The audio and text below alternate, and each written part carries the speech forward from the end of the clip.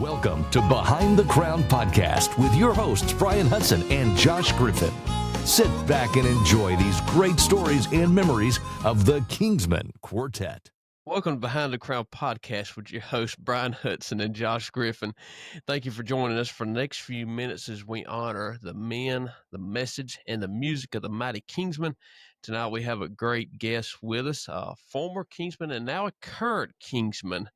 And I'll let Bryan go ahead and introduce. Take it away, Bryan. Josh, it's good to see you tonight, my friend. Yes, sir. Good to see you. Doing well there in South Georgia. Sir. Yes, sir. Our guest on the podcast tonight is the one, the only. You've heard about him. You've read about him. You've been warned about him. Right there he is. How about it for Harold Reed? Harold, how you doing, man? Good to see you. I'm great. I'm great. I was telling Josh earlier, we just come from the Mexican restaurant, so if I kind of cut out on y'all, you just kind of know that I'm dying from the old burrito special. Oh yeah. So yeah, so it's all good. I read somewhere that's how you really know what kind of willpower you have if you can push the chips and salsa back away from you at the Mexican restaurant. Yeah, and I'm I useless. cannot. No, I'm useless, man, because I start looking at that as it's a free meal.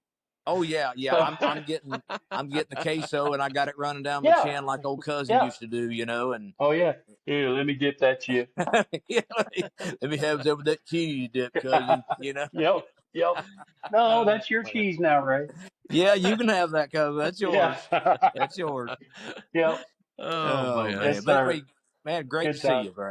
Man, great to see you. It was bad circumstances last time I got to see you, Bryan, and this is much better being able to absolutely see my old buddy one more time under good circumstances, and to be with Josh. That's great, man. That's super fan number one of the Kingsmen right there. That's exactly right. If there ever was one, that is super fan number one. Yes, sir. Yes, sir. There's some that's a little bit bigger than me, but I'll play third behind you. I don't know, man. I don't know. I'll just say I'm glad that you're back with them, and I hadn't seen you in a long time, and just glad you're back out with them. Yes, sir. Well, thank you. Yeah, it's been an interesting trip to get here, but I mean, everybody's seemed to welcome me back with open arms, and good. Yeah. Yes, sir. It's kind of funny. Bryan can tell you this, being here, a couple times. Your first time, you feel like you're right here. The pressure's on. Yeah. It's really on because, man, you stepped into some humongous. Well, I've already been there. I've already stood in the shadow of Johnny Perrick and Ernie Phillips and Gary Shepard, and I've already stood in the shadow of these great singers, and had to find my way to do it. And exactly right. Exactly. right. And this time, we since we've been out singing, it's been just fun. I mean, good. There's a big difference in that than fun and pressure. Right. Oh yeah. Absolutely. Well, Josh, do you have any useless information for us tonight, Josh? Well, Harold, we started a new segment. Bryan so graciously did. So most men, while Josh is looking it up, most men have lots of useless information in our head. Man, I am the kingfish of useless knowledge. The human head on average weighs 8 pounds. 15. Oh yeah. But So our last podcast, I told that there's certain kinds of dance music that will chase away mosquitoes. I guess the high frequencies and the low frequencies will chase away mosquitoes, certain kind of dance music. And my response to that was, well, there's certain kinds of gospel music that run me off, so I totally get that, That's true, Josh, too. Do you have a piece of useless information for tonight, Josh? Yes, wisdom. There you go. It kind of goes back a little bit about Ray, what Bryan told us one time about Ray Dean. He was talking to him, but the unicorn is the national animal of Scotland. How about that? Okay. Yeah. That's pretty interesting. And if you want to tell that story there, Bryan. Yeah, the piece of information Ray Dean called me a few weeks ago, and he said, cousin, I got something I got to tell you. I said, okay. He said, the most toilets flush in the key of E flat. I said, what? He said, most toilets will flush in the key of E flat. What? That's pretty much all he had to say. I Yes, thought that you is know great. That that's is Ray, man. that's a That is piece of Ray information Dean. I need to know that. I need to know Oh that. my gosh, yeah, that is Ray Dean Reese if there ever was one. Oh yeah, son. Right there. Oh yeah. Well, okay. Oh, Well, goodness. Just Harold, beautiful. most people, you've had a long history of gospel music, not just the I Kingsmen, have. but uh, I kind have. of get us started, kind of get everybody listening Okay. that get us started of where you developed your love for this music, maybe who Oh inspired yeah. you to sing, and kind of how you got your start. Yeah. The honestly, when I was about, I don't know, it was probably around 9, 10 years old in that range. Um, the first concert that I can remember going to see, I lived in Cincinnati, and the first concert I remember going to see was at Forest Park High School, Okay. and it was Jerry and the Singing Goffs, the Hopper Brothers and Connie, and a group called the Crownsmen. Brian, you know them, Okay. the Yeah. Crownsmen. And that particular night, there was this little fella that hadn't been with the Hopper Brothers and Connie real long, little skinny blonde headed fella playing the bass guitar, who was possibly the highest singer I'd ever heard in my life. It was Wow. Kirk Okay. Talley. Kirk Talley. Yeah. And I thought, man, and then I realized, wait, he's really not that much older than me. Yeah. Oh, And then Jerry Goff coming in, blowing that trumpet, scared the wax out of me, but that's what it's supposed to do. Yeah. yeah. But then I went and saw a group shortly after that called the Cathedrals. Yeah. And that group of the Cathedrals was Roy Trimble. And I'm going to mention some names Brian knows. Yes, sir. Roy Trimble, George Amon, George and Glenn, and I believe at that time it might have been Haskell Cooley playing the Okay. piano. Okay. And I thought to myself, that has got to be the best sounding group I've ever heard. Yeah. And we went away from there, and here I am, just a young kid, and I'm thinking, Yeah. man, that really was great. I could see myself doing that sometime. Yeah. Well, the next concert that I went to ruined my life. I saw from Asheville, North Carolina, Yeah. The Yeah. King. the Ton of Fun, Yes, the sir. Kingsmen, with that big full live band, Oh yeah. getting to see Ernie Phillips, and I thought, man, that guy's he's the same size I am. Well, Yeah, I you're didn't like know that was a 9 or 10. full grown man. Yeah. I mean, he's a full grown man, and Yeah. here I am, 10 years old. But we went to Indianapolis, Indiana, to the All Night Sing, Yeah. and man, back then Larry Orrell could put on a program Yeah. like you couldn't believe. If you were a group during those days that was anybody, you were on that concert. Yeah. But I'm telling you, they put them on last. And Oh. when I saw that rawness hit that stage, I had already seen the Blackwood Brothers, London Paris and the Apostles, the Rex Nealon Singers, the Happy Goodmans, Teddy Huffam and the Gems, the Hemp Hills, you name it, man. I'd seen them all. But when they walked out there, God's in the business of answering prayer. And I thought, wait, where is this coming from? But that Yeah. particular night, I'm telling Yeah. you, what ruined me to pieces was they said, we have a brand new album Okay. and we have it tonight available at the table. And we're singing songs from it. Now, I just told you one of the songs, Live Yep. naturally. Live God's naturally. in the business of love. Yeah. And when I went to the table, I told my dad, I said, I got to have that record. He said, come on, son, let's go. Well, we get to the table, and standing on the record box is Yeah. that little boy that I thought was Wow. a little boy. Yeah. I bought my copy of Live Naturally From Ernie out of Phillips. that record rack from the Little Giant. Wow. It was great. But ever since then, and Brian knows this, we've talked before about it. You have your favorite groups, man, but there are Yeah. groups that Yeah. changed your life. Yeah. When I heard the Cathedrals the first time, man, I was like, oh my goodness. The first time I ever heard Gold City, same way. Different groups, and even current groups, you hear them and you think, man, yeah, what a sound. Yeah. But there was something about the way the Kingsmen approached it, the way that they offered it to you, the Yeah. way they presented it. that just, man, I thought, if that is how gospel music can be done, that's what I want to do.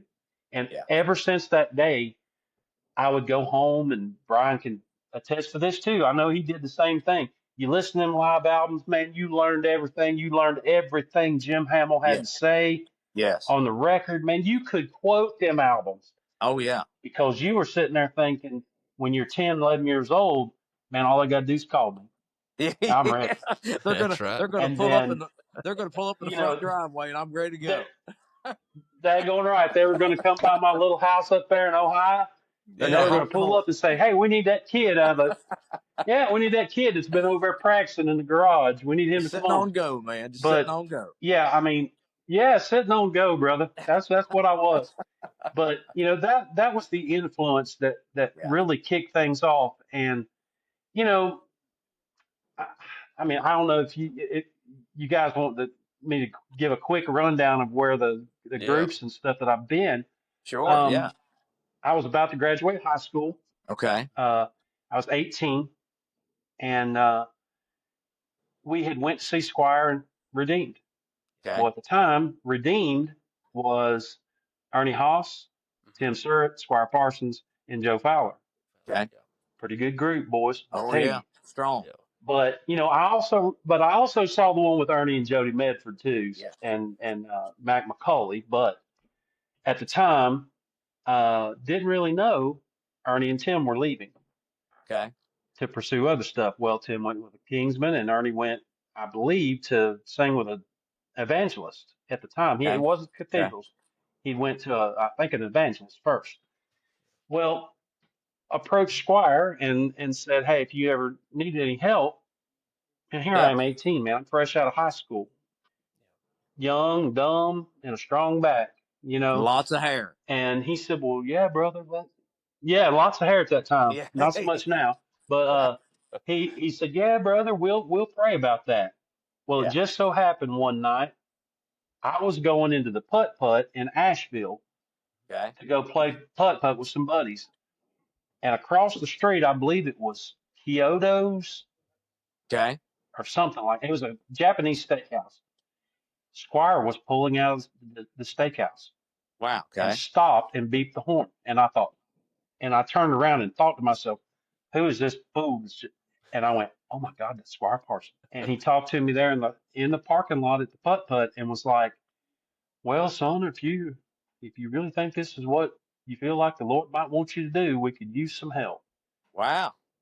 That was the kickoff to getting going in the gospel music industry, was with Squire Parsons and getting to be a part of that. And as he would bring in the group to sing, it was Kingsmen heavy, boy. I'm telling you, he would bring in Arthur Rice and Ernie Phillips. And man, I would sit there as an 18-year-old kid trying to run sound for the Kingsmen, my heroes are up there singing.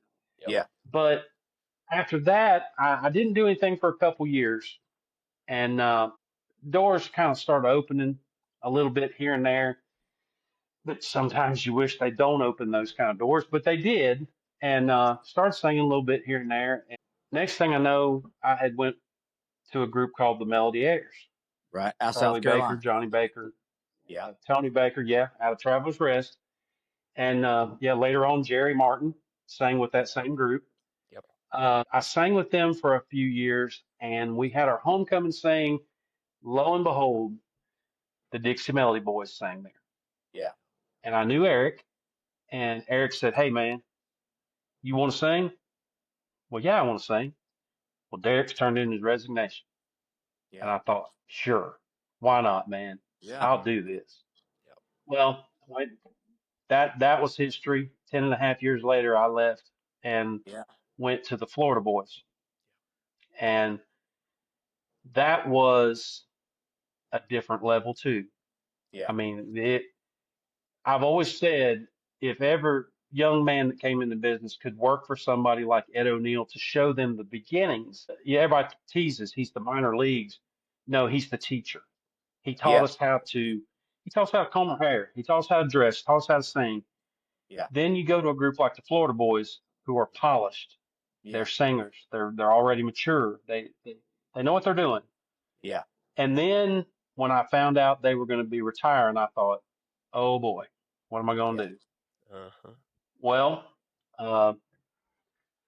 everybody says, and Bryan will tell you that I'm telling the truth when I say this. Everybody says, "Oh yeah, I was friends with Phil Hughes."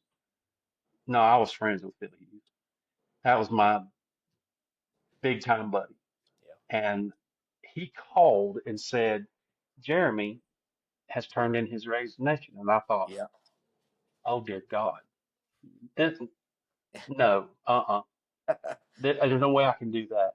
You Yeah. know, that they sing way too high for me, and that doubt was always in my mind. And we were on a West Coast run. About 24 day trip was my last run. Whole time I was trying to stay in contact with Ray and a couple of guys. And every time I'd call Phil, it was the same encouragement every time. It was, man, stop telling yourself you can't do this. You can. Yeah. I know you can. You can do this. You can do this. And we had an official tryout in Enterprise, I Yeah. think it was. We were there. We were there in That was a Enterprise funny doing story too. Yeah, But we were doing something yeah, a fundraiser for tornado victims. That's what it was. We were there, wasn't that right? Enterprise. that's right. That's right. That's right. We were having a special benefit concert for Yep, I tornado believe victims. that was right. Yeah. Yeah, Yeah. and I officially tried out that night, and it was it was really funny. Bryan probably remember this. We sang "Old Ship of Zion." Do you remember Yeah. that? Yeah. And I stood at one end of the piano, and Ray was standing at the other. Like he was up by the keyboard, and I'm standing at the end of the piano. Yeah. And I start to sing that last verse, as I said. And man, I've read back 24 days on the road, man. All I got left is Yeah. just belting power notes. That's all I Yeah. had left. There was no finesse.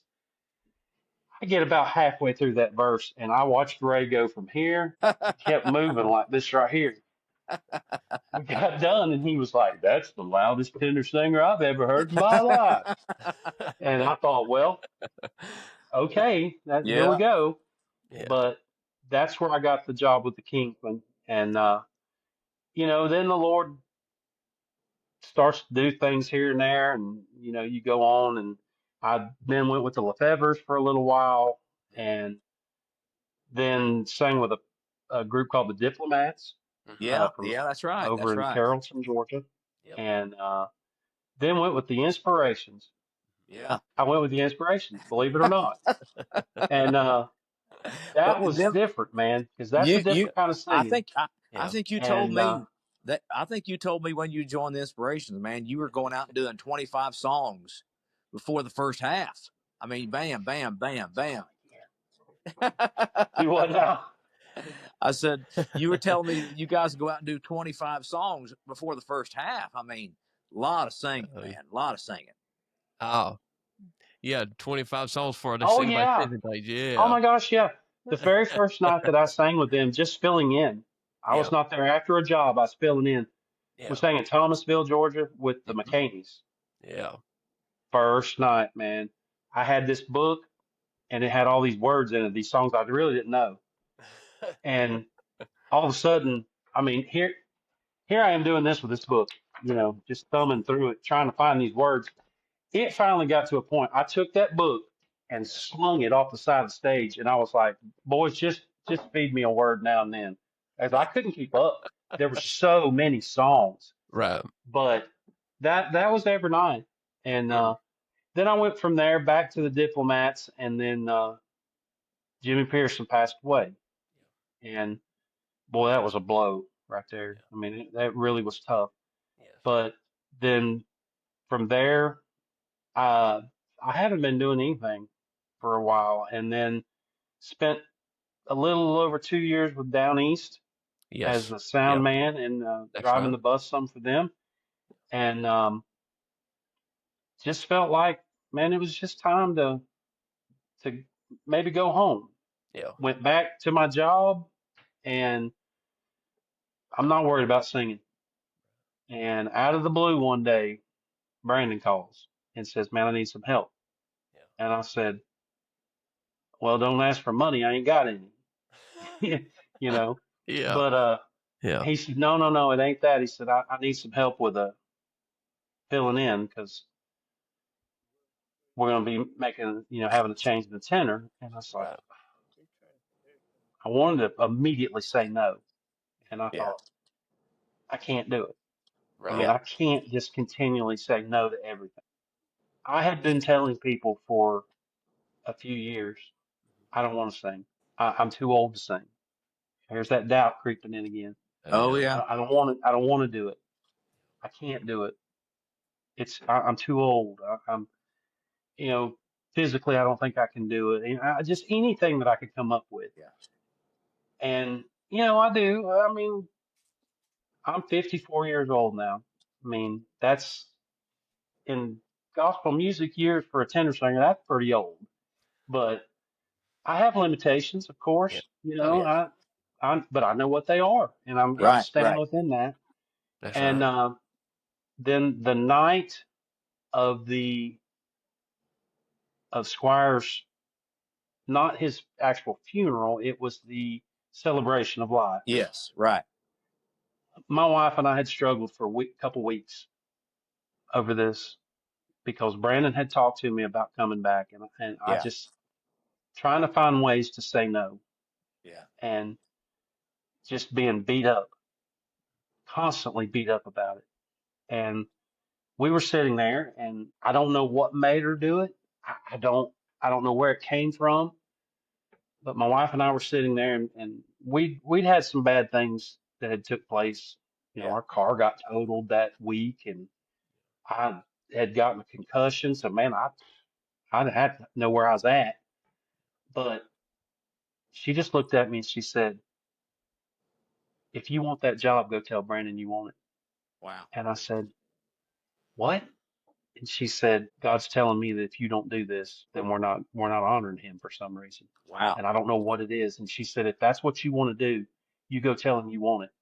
I got right up out of my seat, went right over to Brandon, and I told him, I said, "I don't know what your situation is with Devin, who was filling in at the time. Yeah. But if he doesn't take the job, give me a call." And about a week went by, and I thought, good, maybe that kid took the job. Yeah. Hey, I dodged that bullet. But he called back and he said, "It's none of my business. I don't need to know what changed. I don't need to know. Yeah. But I just need to know, do you still want the job?" And I said, he said, "Do you want the job?" And I said, "Yes, I do." And he said, "Well, first things first, you're hired, and welcome back." And I was like, "Well, here we go. So here we are. This all started from the time I was 9. Yeah. Here I am 54, and I can't tell you that every day's been wine and roses, as the saying goes. Yeah. But I've had a great life. I've enjoyed the trip through it, and shared a lot of good times and memories, and sung a lot of great songs, and I've heard a lot of great songs. Yeah. But here we are, still out there trying to get things done, and gonna try to see how long we can go, man. Yes. Well, man, I'm thrilled for you. Day. I'm really thrilled I for you appreciate it. that you're back, and the Kingsmen have a long history of inviting former members back. Yeah.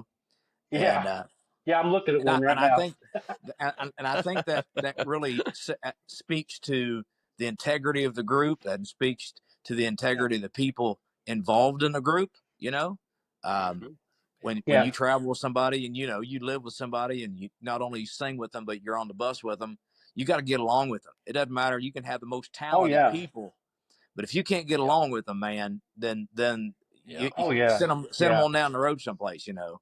But the guys that Brandon's got right now, they're like how it used to be.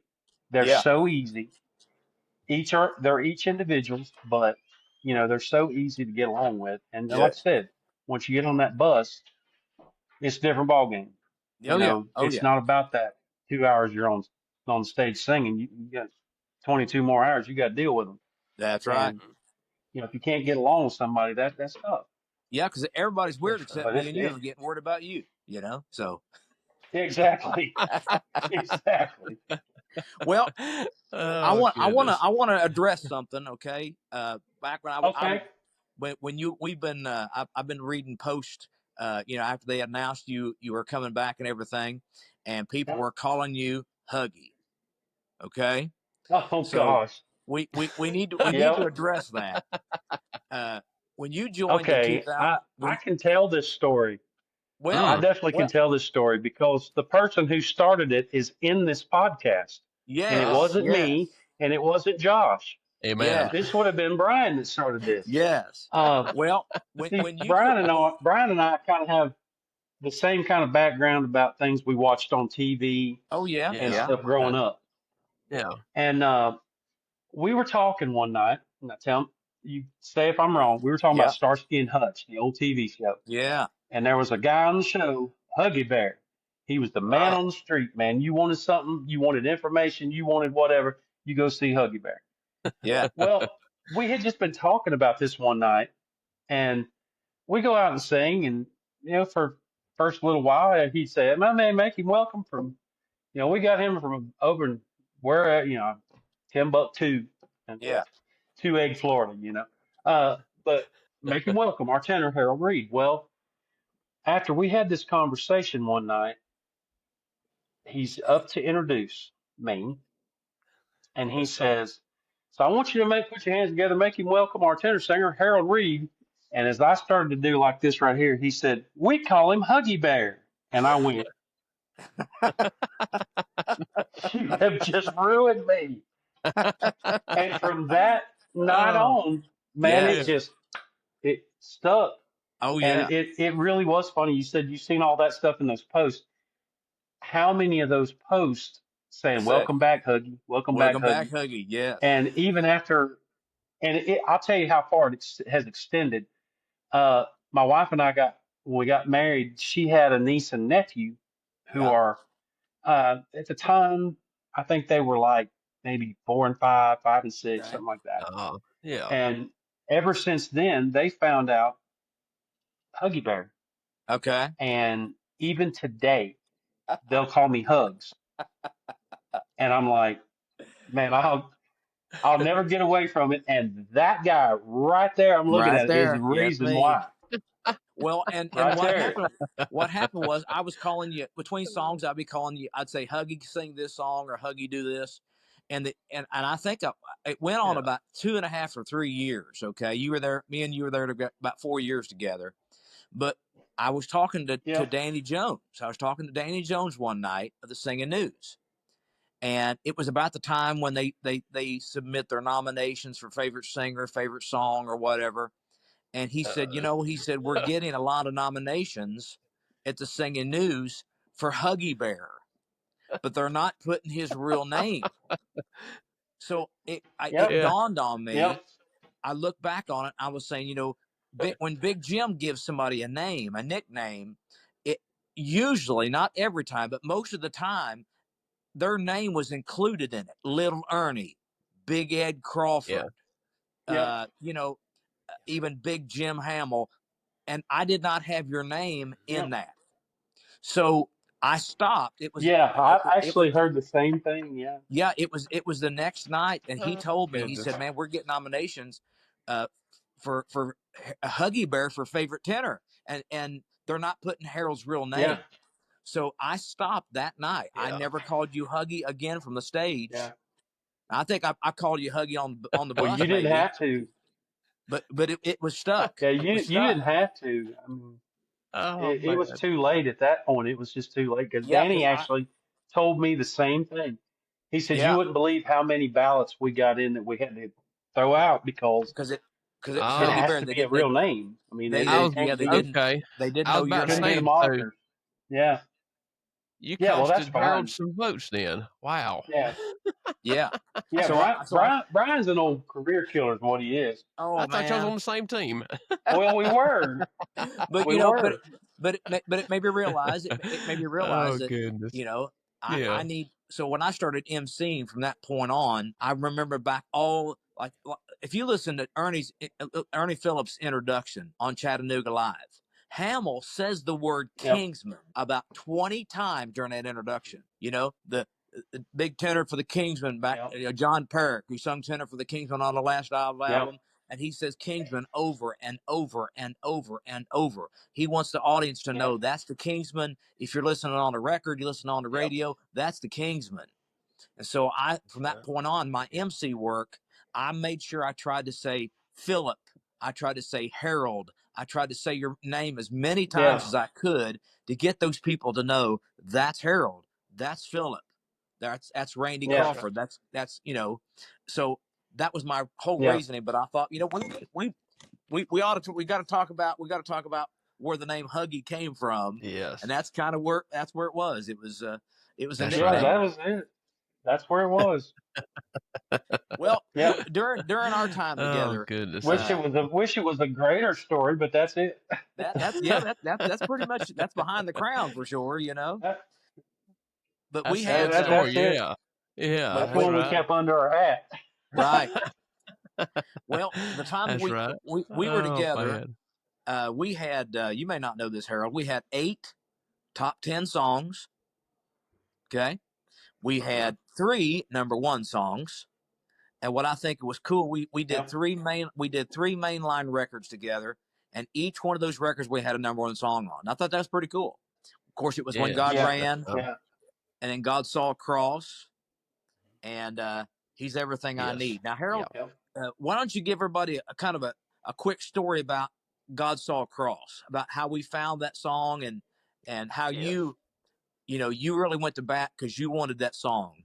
So kind of give us an idea of how that happened. The one particular day I was actually at Kmart, and when I lived up there in Morganton, North Carolina, I went to Kmart, and I was listening to the radio, and Greater Vision was on the radio, and they were singing a song called "He'll Carry You," and man, what a great song that was. And I kept thinking, as I was listening to the radio, I kept thinking, man, I'd love to sing a song like that. I'd love to sing a song that had words, something like that really meant something. And as I sat there, I just thought, you have not because you asked not. Yeah. So I reached out to Rodney Griffin and I said, hey, I know you may not have another song like this, but I had, I told him the story. I had heard that song and wondered if he had a song similar, something that, because his writing, even the fast stuff, if you'll listen to it, man, it is sound doctrine, but it is straight from the Bible. The guy is not writing a bunch of junk. Yeah. And he said, I might have a song in mind. And when we went to the California convention, I believe it was. Yeah. He brought me a CD of songs, and he said, man, listen to the rest of them, but I stuck that song that I'm talking about on there last. And I thought, okay, so I somehow, with all them guys that was on that bus, I had 20, 30 minutes that nobody was on the bus. And I sat on the front couch, put that CD in and started listening. And I'd listen to a song and I'd go, wait a minute, somebody's already recorded that one. I'd listen to another one and I'd think, we got one like that. Listen to another one. Well, somebody already recorded that one. So I started flicking the songs. Yeah. And I got to the last, and I was by this time laid back on the couch. And demo didn't sound like the finished cut. Didn't have that pretty piano intro. It was, hey, this is Rodney, and I've got a song here that I want everybody to listen to, and maybe this is the one you're looking for. Yeah. And he starts singing, when Adam saw his wife sin in the garden, and he's down there in that lower register, and I thought, okay, and I sat up and I listened because I thought, okay, he started off with the Bible. When Cain killed his brother, God was watching. And I thought, whoa, okay. Yeah. Moses killed the Egyptian. You And then don't when hear he those said, kind of after lyrics in David songs. chose Bathsheba over honor, God knew Yeah. there had to be a cross. I thought, okay, this song might have something going on. Yeah. Yeah. Then the chorus hit, and then when the second verse hit, when I was born, the world just saw a sinner. Yeah. But thanks to Jesus, God saw a cross. I stopped it right there. Yeah. I got right off the bus, went over to Greater Vision's bus, knocked on the door, and the face that I saw, he said, "Hello, friend." And I said, "Just listen to God saw a cross." Yes. And I said, "Don't let another person hear it." Yeah. He said, "It's yours." Wow. So then I started to let the guys hear it. Man, I think this is a song. I really think this is going to be a great song. And we put it on the Missing People album. Yeah. And man, I just felt it in my heart, in my soul, that we had found that next song that was going to Yeah. be a good one. Yeah. And Lord blessed it. Oh He yeah. he allowed us to sing it, and when radio got a hold of it, man, it went right up the chart. And we worked on it the last month that it was on the charts, and it was number one, and it was number one for a reason, because Yeah. even today, we'll we still have people. A couple times I've already been out. Are you gonna sing that song tonight? And I'm thinking, Yeah. it's been 15 years since I've sung that song, but Yeah. yeah, It's been a few I days. probably Yeah. will.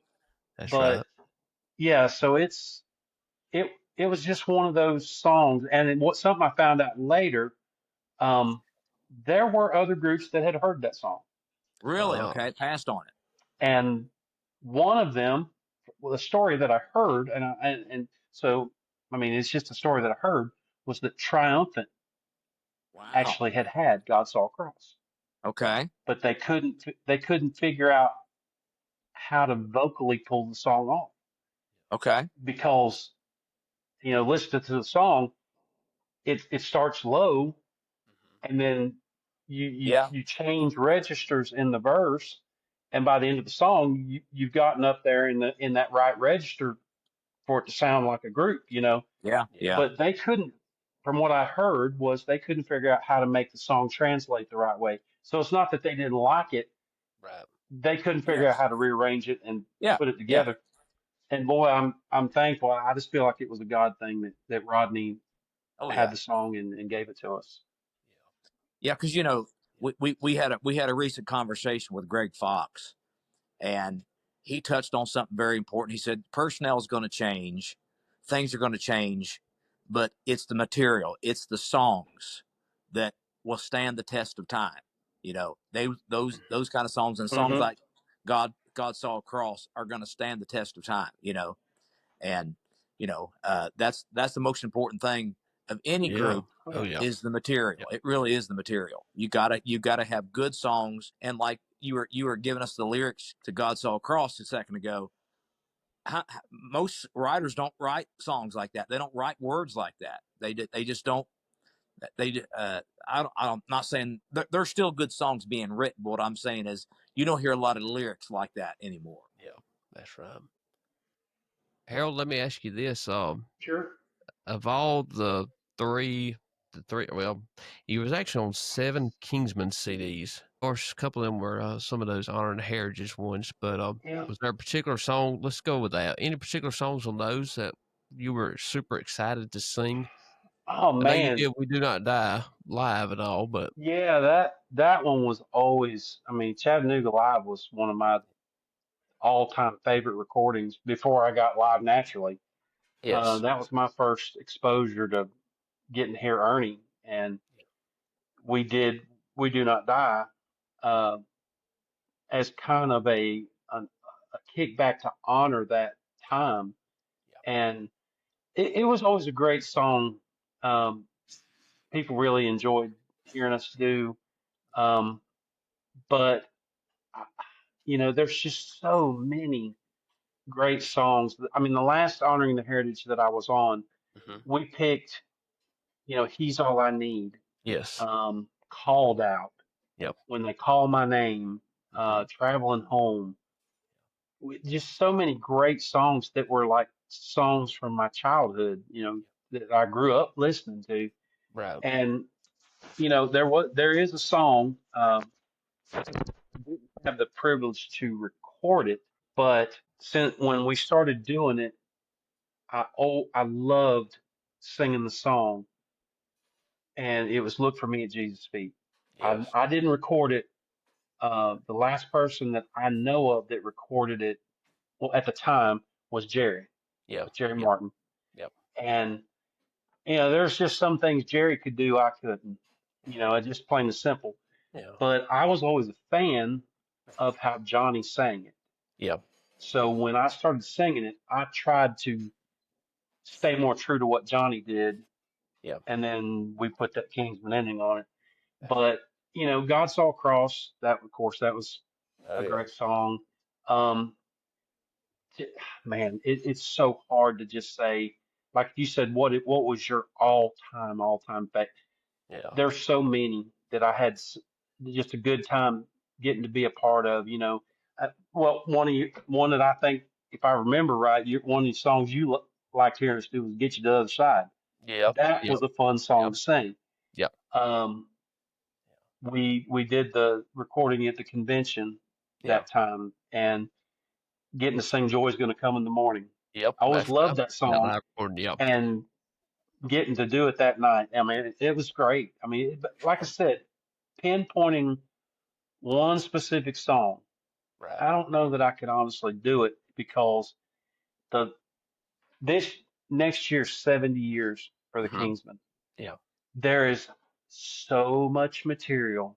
Oh, yeah. But there's also so many songs that I still know have not been recorded that I'd still love to do.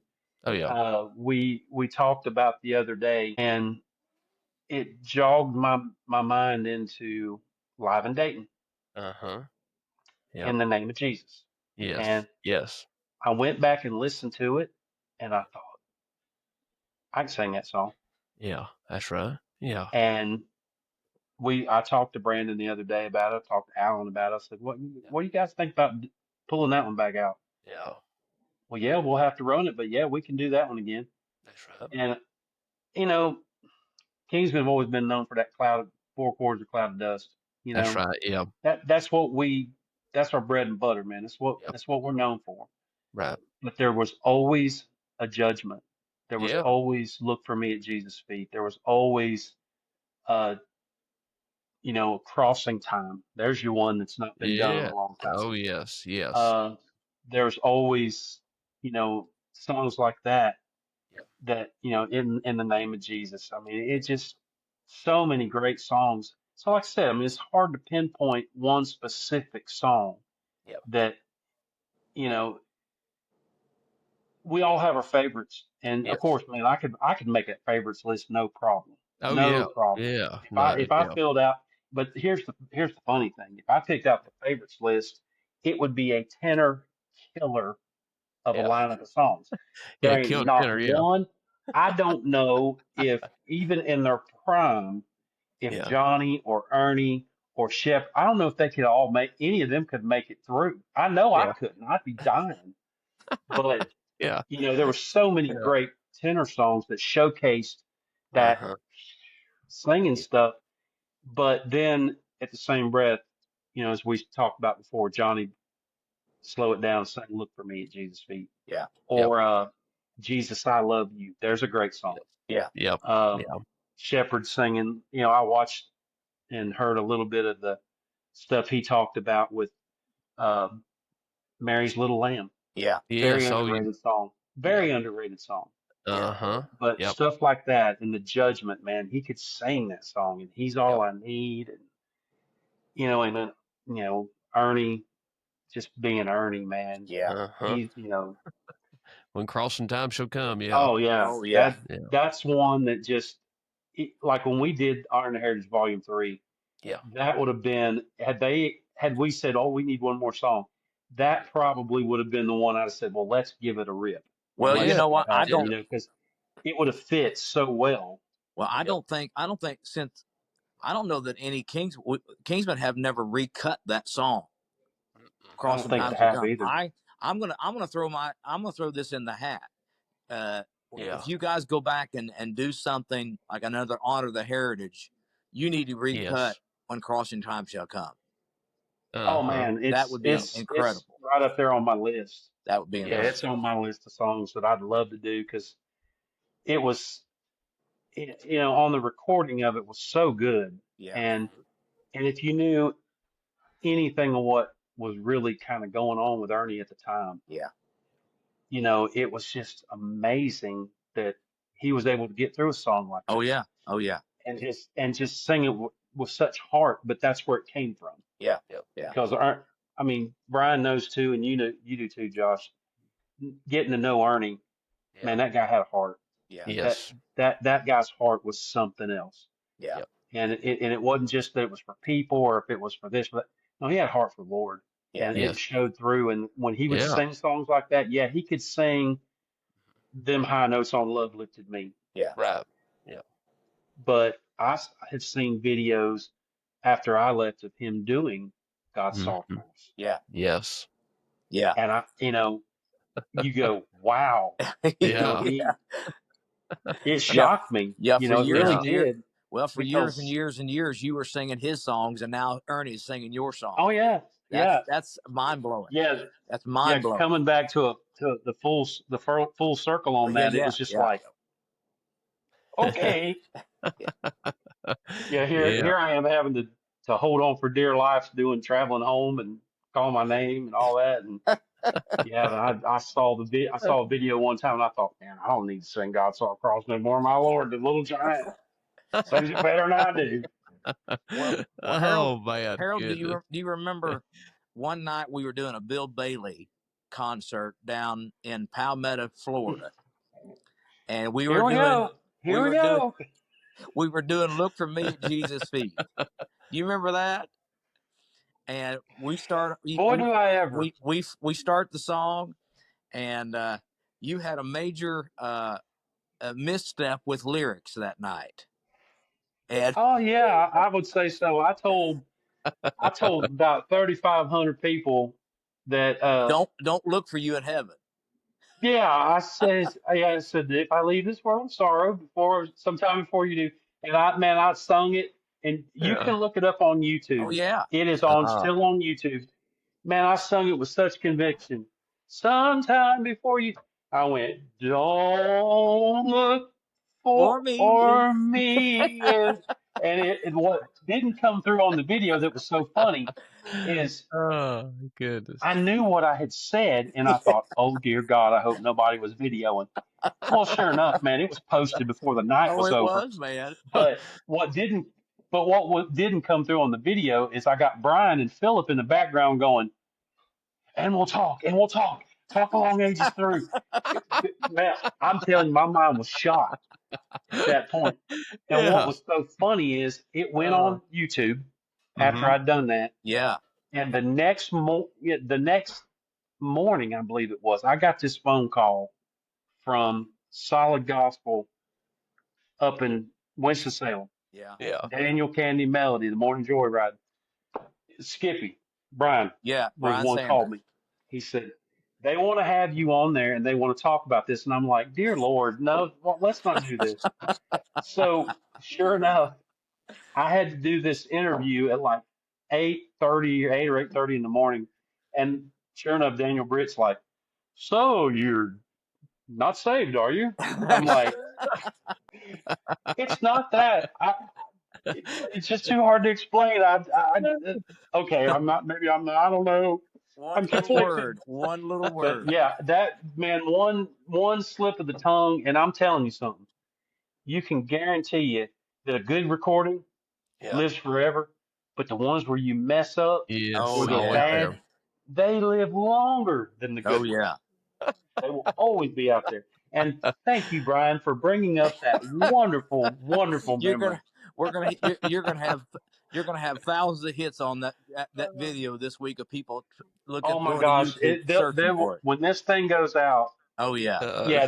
There probably ain't been nobody look at that video in 10 years, and after this goes out, people like, did he really do that? Yeah, I gotta go look at that. Margaret, did And he sure really enough, say that? they won't have to watch it long.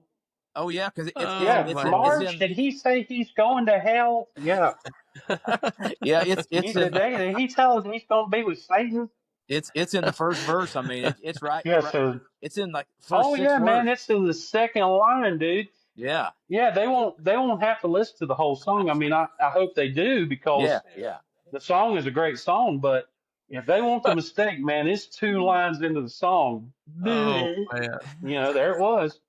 So let me ask you this: what did Brian and Phil say to you afterwards? They was giving you grief, I imagine. So probably. Yeah. I mean, it was It the was funny. We whole. laughed about it. You know, we Well, I laughed guess you about just it. told them people where you're going to be. Oh But yeah, we had but a good laugh about it because it was like, did you realize what you said? Yeah. Yeah, I did. I remember. Yeah, I know what I said. well, as soon Just let it go. as you said the word "don't," I remember looking up, Um, and it was like instantaneous. Like it was like a bird flew in the building, and me and Philip Hughes looked up at the same time, thinking, and we kind of That glanced at each wasn't a other. We're bird that thinking, flew in. That was the spirit checking out, buddy. yeah. We were like, did he really just say that? And he sure enough did. He sure oh enough did. man. Don't look Yeah, for I me in sure heaven. Yeah. did, man.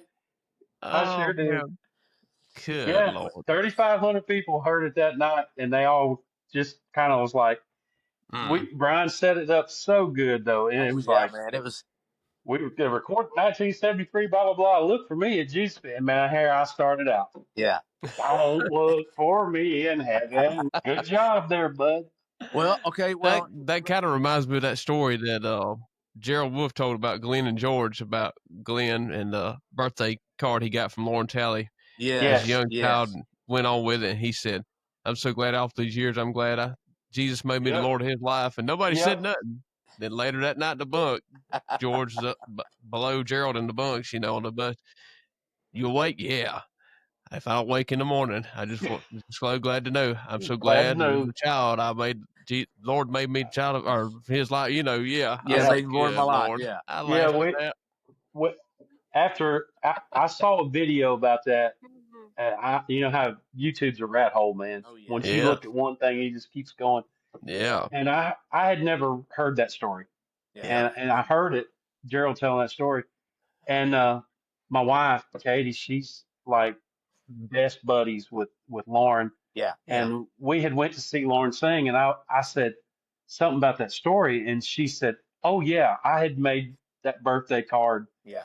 and so later on, I mean, it's a week later, I get a text from, I believe, I think it was about a week later, and that's exactly what it said. I'm so glad when I was a young boy, Yeah.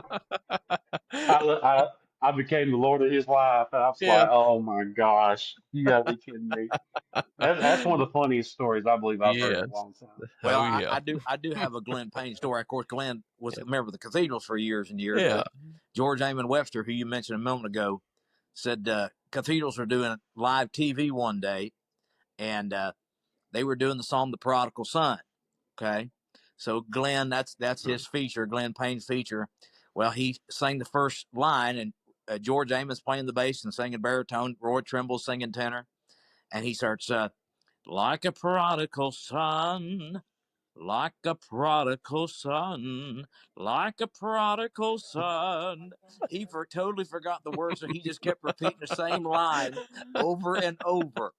And George Amos said he's standing there, and Yes. he's kind of looking down at his bass guitar, and he's trying not to laugh. And you can hear Roy Wayne over there snickering. He's about to bust laughing, but they know if they start laughing, they're going to get in trouble. But Glenn totally forgot. He got the Yeah. first line, but forgot the rest, and so he just repeated Yep. the same line till the chorus. He just kept singing the Old same line fashioned again. locked up. Got He locked just up. got locked up. Well, let me ask you, Harold. You talked a minute. Oh man. We That's talked a minute good. ago about old Goodness. Philip Hughes, and Philip Yeah. passed away in January of 2024, and very surprised about that. And I know that was a Yeah. shock. Phil. Philip was one of our Yeah. dear friends, and not only was Philip a great member of the Kingsmen, but man, he was just a great singer and a great person. And I know you were especially close to him because Yeah. he was you hung out with him more than anybody on the bus, and if you don't care to give us a couple things about Philip, or maybe even a funny story, just something, We did hang out a lot more because I'd known Philip. Well, I mean, you and I met during Heartland days, right? So Brian and I go back a long way too. But Philip and I had met when he was with, I believe the group was called Cedar Creek, Silver Creek. It was him and Bill Shivers. Yeah, and another fella sang in this trio. And I met Phil back then, and then didn't really, kind of lost track where he went. Yeah. And then next thing you know, he popped up with Anchorman. Yeah. And that was the starts back of a long friendship with that guy. And like I said, it was always a thing of every time you saw Phil, after he passed, one of the things that I saw a lot that people said was what an encourager he was. And, I've already said something about that. And how he always was so nice to everybody and always had a good word for everybody. Yeah. And that was true. I mean, that was very true that he was like that. But our friendship was a little bit different. I mean, it was like being in the group with the brother that you never got to grow up with, but now you're back reconnected with. Right. And my wife just whispered over here. She said he was the best man at our wedding. Yeah. And and it took exactly 1 second for me to say to him, "Hey man, I'm gonna need a best man. What do you think?" Yeah. I didn't even get it out, and he was like, "Just tell me when." Yeah. And he was definitely a one of a kind person. Yeah. And like you said, I mean, everybody knows the singer he was. I mean, if you don't know what kind of a good singer Philip was, man, go listen to the stuff, man. He was good in every group he sang with. Yeah. Yes. I mean, I heard him sing with the Greens. I heard him sing with the Kingsmen, with the Anchorman, with, back years ago with Bill Shivers in that group, and the Harvesters. Man, he's a great tenor too. Oh yeah. I mean, he was a great tenor singer. But it wasn't 100% about the singing. It was the guy. Yeah. If you were having a bad day, man, he could make you laugh. Yeah. If you just needed somebody to pat you on the back, he'll pat you on the back. But some of the scariest things, and Brian was there for this. Phil had sugar problems. Josh, you don't know anything about that, I know. No, I got it. I got type 1 diabetes. I wear insulin pump. So yeah. I'm saying, you don't know anything about that. Yeah. I wish I did, but yeah. His sugar, Mhm. it shot up one time. It was that first time it got out of hand. It got up by 600 or something. And man, we were in Oklahoma. He was out of his tree. We were out in Oklahoma. And we had to get him looked at. Mhm. Well, everything went okay with that, and as well as it could be. Right. But there was another time in, like, I want to say it was like over around Tazewell or something.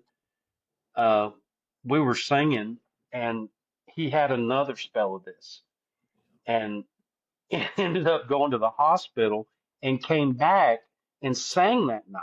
Yeah. Wow. Yeah. And you remember, Brian, he was out of it, man. Oh yeah. He in between songs, you'd see this, Yeah. but now you say whatever the song was, start setting it up, and he just knocked it out, killed it. Yeah. Yeah. But as soon as the song was over, it was like, he had no recollection of ever doing that. Yeah.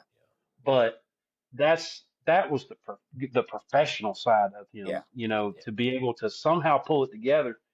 But so many times, we would hang out on the road, different times. He liked to kill me every time that me and him went somewhere because Phil loved to walk. We had a night.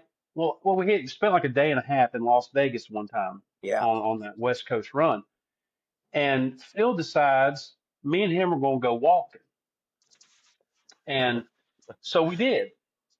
And I wish I'd had a pedometer then to see how far we really went. Yes. But for anybody who's ever been, you'll understand the distance I'm talking about. We parked at the Mandalay Bay, which is at the very, very, very top or in whichever one you want to say it on Las Vegas Boulevard. And we started walking down the street. So we get down to the Excalibur, and they have this sign outside that says all day buffet, $34.99. Oh. And we go in to check about this thing. They weren't kidding. It was 3 meals. You could get the breakfast buffet, lunch buffet, dinner buffet. So we bought it and we ate. So then we took off walking. Yeah. Well, in Las Vegas, you don't just walk straight and keep walking. You'll go so far, then you have to go across these bridges and cross the street and all this different stuff. Well, we ended up from the Mandalay Bay, we walked out to the Wynn Hotel. It could be, I don't know, it could be 2 miles. It might be 5 miles. I don't know how far it was. We were a long way away. Yeah. And we decided we wanted to go see the Pawn Stars place. Yes. So we went out there. And now that was an interesting time, too. He and I went to Pawn Stars and had a good time. Got our picture took with Chum Lee. That was kind of funny. Yeah, but, Chum Lee, yeah. So we got ready to leave. You were wanting to, kind of a strange story or whatever about Phil. Here it comes. Me and him leave Pawn Stars, and we had walked back up the street, I don't know, maybe a block or so. And all of a sudden, I mean, I think we'd been talking about, man, I wish there was a place to get a drink. We were just dying of thirst. We wanted Diet Mountain Dew so bad, but all of a sudden this band comes to a screeching in front of us. The door flies open and the guy goes, "You two need to get in." And no. we're like, "What?" And he goes, "Just take my word for it. Get in the van and let me take you." Wow. Well, it was a taxi cab. He was a taxi cab. Yeah. Well, we get in the taxi cab, and as we're in the cab, the guy looks at us and goes, "Did you know you were being followed?" And we was like, "What?" And he said, "Yeah, you didn't see the people, right?" And we were like, "No." And he said, "You guys were being followed, and we're fixing to get it." And we was like, "It was the middle of the," he goes, "I don't matter if it's the middle of the day." He said, "That's why I pulled over and got you guys in here." He said, "I didn't want to see," he said, "You guys ain't from here." "No, man, we ain't from here." He takes us back to the Wynn and dropped us off. Well, by the time we get there, like I said, I mean, he tried to kill me every time we went walking somewhere. And we went to it's the little mall across the street from the Wynn. Yeah. I think you know what I'm talking about, Brian. Yeah. And we got sitting down, and all of a sudden he looks at me and he goes, "I can't take another step." And I said, "What?" And here we are, it seemed like 1,000 miles away from Mandalay Bay. And he goes, "I'm in trouble." And I'm like, "If you're in trouble, how do you think I feel?" I'm dead. So we figured out that you could get on the tram. Yeah. At that place. Right. And we got on the tram. That is the only way that we got back, even close. It took us back to New York, New York. We got off of the tram, walked across the street to the Excalibur. And I told you kind of cut out there for a minute. Me and him got the all-day buffet at the Excalibur. So we went in there and eat dinner at the Excalibur, and then it took us, it seemed like 2 hours to walk from there up to the bus, because we'd take about 10 steps and then stand there and complain about how bad we were hurting and how bad our feet was hurting. But he was like, "Okay, come on, let's go. It ain't that much farther." So we finally get up there, and I think it might have been about 9 o'clock at night. We looked around. Brian was laying in the bed. We were laying in the bed. Everybody who had been out that day was dead tired. Oh yeah. But yeah, so I go with Philip on the walk. I'm on the march. You know what I'm saying? I'm on that final march. I felt like Jericho march. we go all the way Oh yeah, man. We went all the way out there to the, we were on the shores of Tripoli, all the way out there to Pawn Stars. Then about get knocked in the head. Then we barely make it back because we were dying. So, but it was a laugh a minute. Oh yeah. If you needed to be serious with a guy, Philip was as good as gold. In my book, man. He was. You hear people say a lot, I'll use a name that gets thrown around as they'll say, oh, he's probably the greatest quartet man that's ever been, Mark Trammell. I don't have any. Yeah. I don't dispute that. Mark Trammell is fantastic when it comes to that. But as far as being, I'm not just going to say quartet because Phil didn't always just sing in a quartet. Right. But as far as being a member of a group, doing the right things at the right time, in the right way. Philip was one of the greatest guys I ever have had a privilege to travel with. And it didn't hurt at the time that it was me and Phil and Bryan. We were friends. I mean, not just, okay, we came into the group as the Kingsmen and we were friends beforehand. So that made that bond in the group a little different. So it was a lot of fun at that time, like I said, with Phil being such a solid guy, to get to sing with a friend like that, get to sing with Bryan, who was my friend. It was just a special time for me. And, I cherish those days. I cherish the friendships.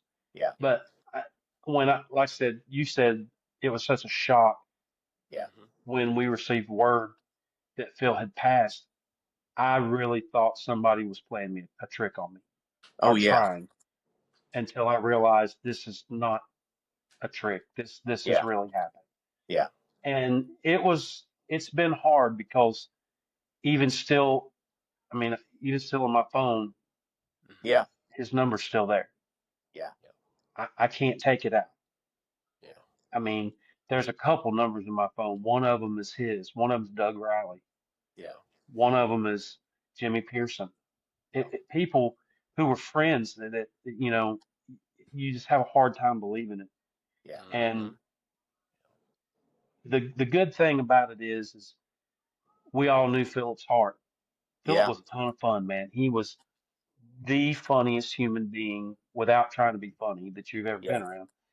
But the heart, and knowing what he believed, and knowing where his heart was, I truly believe that the day when that happened, when he took his last breath, as we talked about that song Crossing Time, when his crossing time came, his eyes closed here, and when he opened his eyes, he saw the face of Jesus. I believe that. That's right. And one of these days, all of us who are his friends, we got that chance to go see him again. That's right. See Jesus, but we'll see Philip again. And I just hope he's not trying to pull a bunch of junk when we get there. Well, maybe Jesus will get that out of you. The funniest thing I ever seen him do one night, we were in the front lounge of the bus, and he starts doing this dance. Remember that dance he was doing that one night in the bus? That shucking dance. That shucking dance. He was cutting the rug right there. One thing you didn't do, and you didn't get in front of the TV when Alabama was playing football. If Philip Hughes was watching Alabama football, no, son, you do not get in front of the TV. Don't talk to him. No, and if they got down by 1 point, if they start to get down by 1 point, boy, don't talk to him. Oh yeah, man, that good, humble Christian, wonderful dude that we all know and love. Been out the window. He changed, but it was out the window. He threw you out It was a different guy. If Alabama was getting beat, son, you better shut your mouth too. Don't say nothing. Don't say but if they went up by 1 point, then he's just having a big time, just talking, laughing. Yeah. Boy, they start getting down. That was a different dude. Alabama football meant something to him.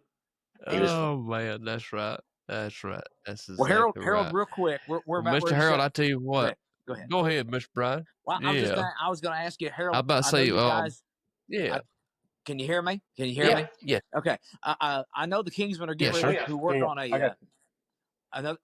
get ready to work on another album, a new album, you guys have any studio scheduled for that yet, or is that to be announced? Yeah, You know yet? yeah. Now, no, I can tell you what's going on with that. I didn't know until actually Sunday night what was going Okay. on with that. Um, I do know the tracks have been cut. Okay. Uh, Okay. don't don't ask me any of the songs because I've heard snippets of different Okay. things Gotcha. and I don't know one song from the other. Okay. But if what I heard is correct, it's going to be a couple of new songs, Okay. and then it's time for a 70-year celebration on a record. Okay. Yeah. Gotcha. It's going to be some of those older type songs, maybe with a new twist, Gotcha. Okay. stuff like that. Roger Talley's going to be doing the Right. producing That's what I on heard. the Yeah. vocals. Roger. Yeah, which that's going to be good. He did Good God, and that Yes. was a great record. Um, we are going in September 8 and 9 Okay. to do vocals. Hopefully by then I will have heard the tracks Okay. and we'll know what songs we're actually doing. Okay. Okay. But Okay. those are going to be two specific days that I know. There will be a third day if needed.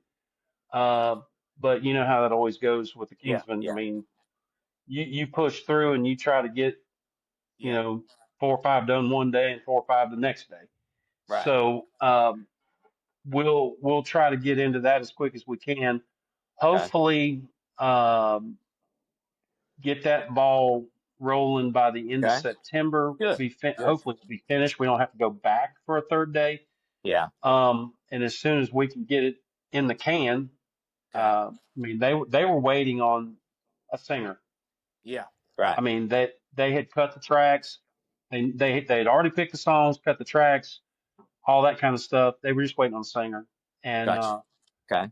then when I came, and last week I even asked, I was like, "You think it'd be okay if I heard some of those tracks?" Oh yeah, we'll get around to it. I ain't heard none of them yet. Okay. Okay. Not a Yeah. one.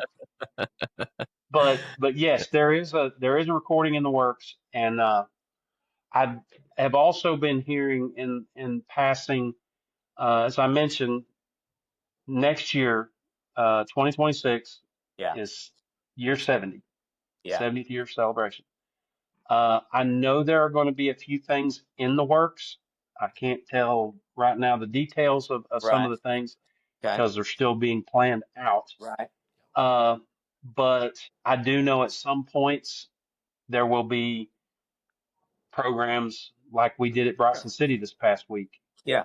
There'll be the live band will be back, Wow. and Good. there will be places like where that when we can bring in guys who are close enough to come in, you Yeah. know, and it works out for a schedule, you know, it may be a possibility at some point saying, "Hey, Brian, can you come and be on this concert with us to make Yeah. a special night?" Or, Yeah.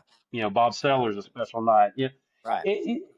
I think there's going to be some things in the Good. works, Good. and we're going to be looking really forward to it, and try to plan out some good stuff. Yeah. 70 years, you know, is I mean that's a monumental. legacy. That's monumental. Yeah. That's pretty A awesome. lot. Yeah, that's big. That's a big time number right there. 70 is. Yeah. Sure. Not too many groups are past that. That's Sure. exactly You know, right. Top of my head, I can think of just a couple that are still Yeah. singing. Chuck Wagon Gang, Yep. Blackwood Brothers. Yeah. You know, not many many. are still singing.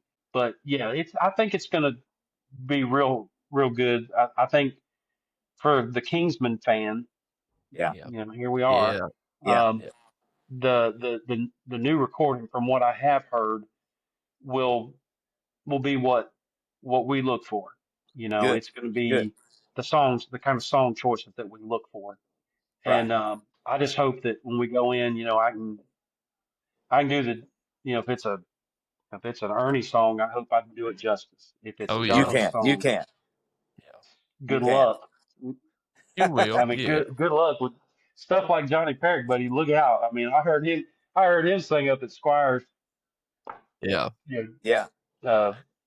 Thing. And man, I was thinking, good gracious, man, that Johnny's, I don't know how old he is, but good gracious, man, he'll still rip your head off of that tone. He can still do it, son. He can You still know, do it. but oh man, he can still sing too.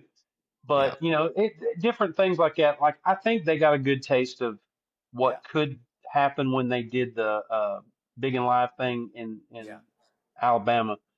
That people responded to it. Well, you can get a good idea from things like that. From let's go back to perfecting the crown. You know, they understand you can do things like this. It's, you know, just the problem is now you don't have Squire, Ernie, Big Jim, Eldridge, Anthony. You don't have these guys anymore. So that's where it's going to come. I think my opinion would be that's where it's going to fall on guys like me and like Brian.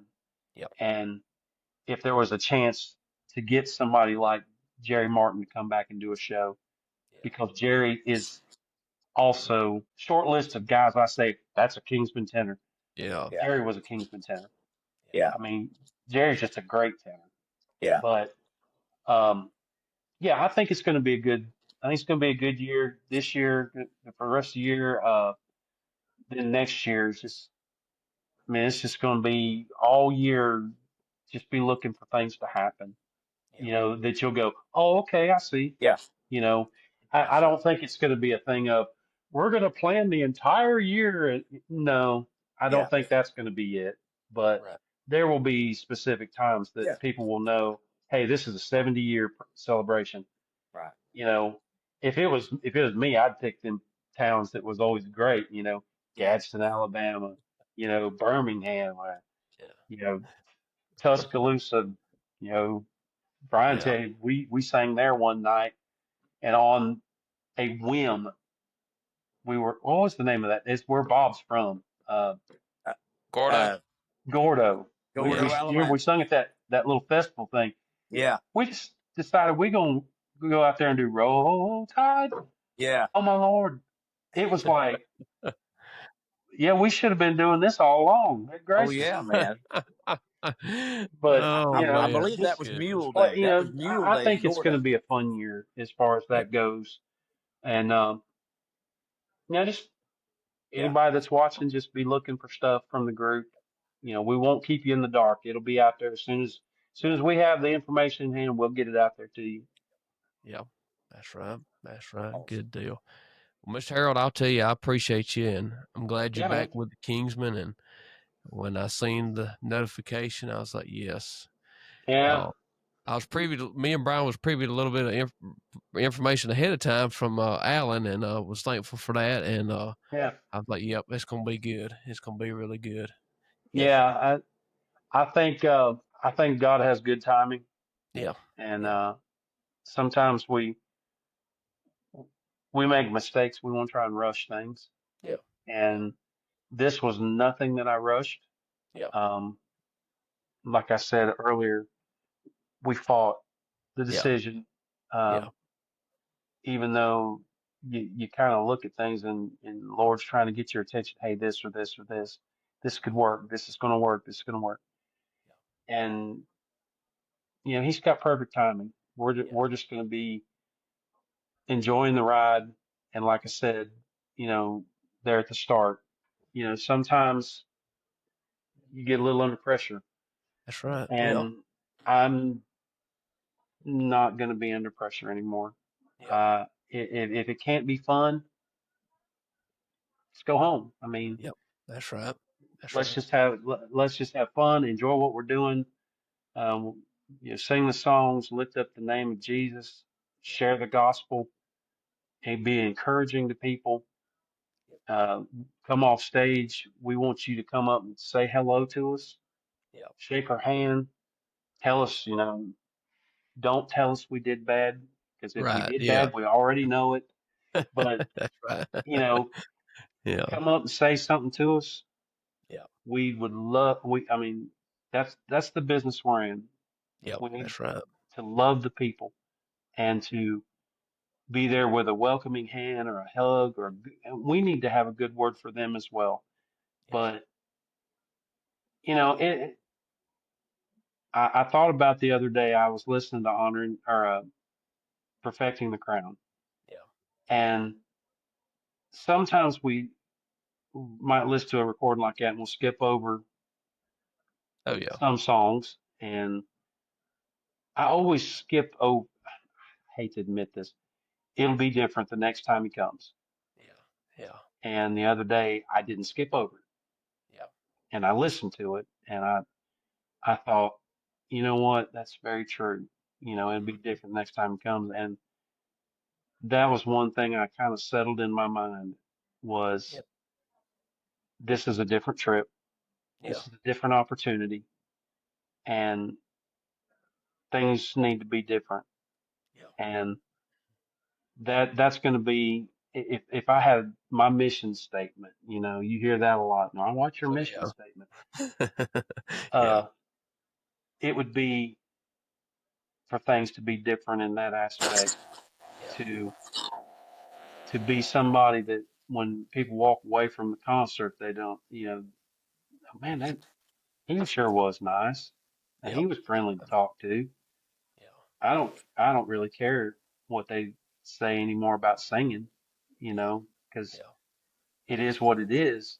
But you got one chance to make a good impression anymore. Yeah, that's right. And that's where I want to try that's where I want to try to be at that point where if somebody comes up, hey man, because sometimes we get those kind of fans who are very excited to see you, and we may jump back from. I don't want to be that guy.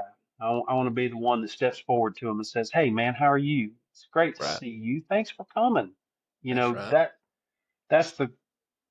That's my, I guess you'd say, mission statement now is to be the guy that's going to be a little friendlier, the guy who's going to be more receptive to people no matter what, because they cared enough to come see you. They care enough to tell you something. They care enough to give you something from their heart, give them something back. Yes, sir. That's right. Well, I'll definitely keep an eye on y'all's schedule, and man. I know for sure invite day in November. See you there, and hopefully before then many a times too as well. Yes, sir. Harold, and I appreciate you. Brian, if you don't mind, we'll end this thing up here, and we may have to get you back on at a future date, Harold, and talk about some other great times with the Kingsmen. Oh man, that's one thing. When I listened to some of the other stuff, I thought, man, how can you sit down and just a short amount of time with some of these guys and talk? It goes by quick, And I told somebody today, I said, I can't believe they want me to be on this thing. I'm not like that guy on TV. I'm the world's most uninteresting man. I'm not the most. I'm the world's most uninteresting man. But when you start thinking about time, life, and career, it comes back to you, and you realize really how blessed you have been. Yeah, that's right. Yes, sir. That's right. Brian, you got anything else you want to add for you? If not, we'll let you close it out for us. I just want to thank you for joining us tonight, Harold, and I'll see you on the group thread.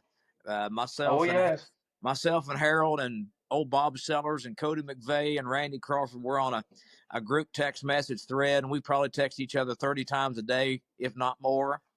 And I appreciate your friendship. Appreciate your yes, sir, buddy. Your friendship all these years, and I wish you the best with the Kingsmen. And I appreciate it. Y'all, when you're all heading toward the Cincinnati area, holler at me, and I'll buy you lunch, and we'll sit around and talk about people. You ain't buying no lunch. You'll make me buy. Well, yeah. There that is. And you'll order a Big Red. Come on now. You take care of yourself, man. Thanks for joining us. All right, yes, guys. Sir. Thank you. Gerald. Take care, sir. Appreciate it. Yes, sir. See you. Thank you. Thank you for listening to this episode of Behind the Crown podcast with your hosts, Bryan Hutson and Josh Griffin. If you would, please like, rate, and share this episode. Join us again for another episode of the Behind the Crown podcast.